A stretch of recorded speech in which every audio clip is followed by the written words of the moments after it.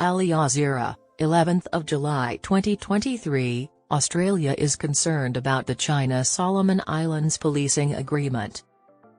The Allies liberated Solomon Island from Japanese rule, and China became the new world enemy.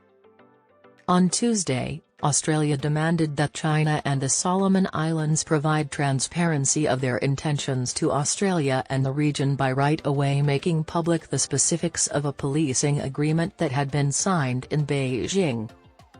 9 agreements were reached after Chinese Premier Li Qiang and Solomon Islands Prime Minister Manasseh Sogavare met in Beijing, including the agreement on police cooperation. In recent months, China has intensified the Solomon Islands police training programs. According to the agreement that was reached on Monday in Beijing, Chinese police will be present until 2025. Australia worries about new regional competition. A spokesman for Penny Wong, the Foreign Minister of Australia, stated that Australia was aware of rumours regarding a policing implementation strategy related to an agreement China and the Solomon Islands reached in March 2022. The spokeswoman stated that we are concerned that this development will invite further regional contests. China's biggest achievement in a campaign to increase its footprint in the South Pacific is the Solomon Islands, located 1,243 miles, 2,000 kilometers, northeast of Australia.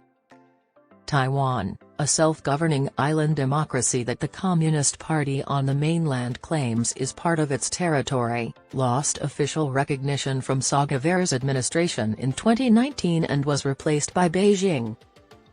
The Solomon Islands and China should provide transparency of their intentions to Australia and the region by publishing the agreement immediately, so the Pacific family can collectively consider the implications for our shared security, said Wong. Last month, Sogavare demanded a review of a security agreement signed in 2017 with Australia, which has previously offered the Solomon Islands assistance with law enforcement. Australia has a long-standing security partnership with the Solomon Islands and contributes a sizable amount of aid to the country.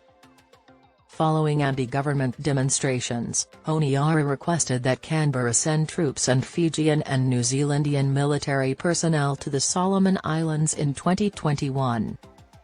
China and the US compete for influence. The pact is the most recent development in a geopolitical conflict between China and the US as they fight for influence among the Pacific Island countries.